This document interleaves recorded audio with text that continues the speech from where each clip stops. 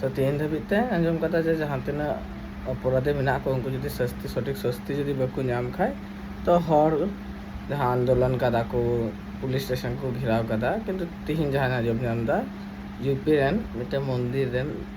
मिटे 10 बछर रेन दलित community rain कुड़ी गिद्रा चला लेना तो उन्हें मिटे पुरोहित द्वारा निर्यातन कर दिया को ठीक है मिटे पुरोहित निर्यातन कर दिया सो उन्हें कोई लोकल्स जाए को तय करना रो तो उन्हीं पुरोहित पुलिस आती है को चाल कर दिया नी तो चाहे पुरोहित कम्युनिटी मेना को ऑर्डर को उनको जो थाना को घेराव करता रहा को आंदोलन दे जाते उन्हीं को अड़ाग का है ना मैंने क्या क्या देखना पड़ रहा है। मेरा देश मेरा देश मेरा देश बदल रहा है आगे बढ़ रहा है। खतरनाक न्यूज़ भाई अभी रेप कदा उना मेन जिनिस बांग करना ठीक है पुरोहित कनाय लटू समाज रन हर कनाय तो उन्हीं अरेस्ट बांग करना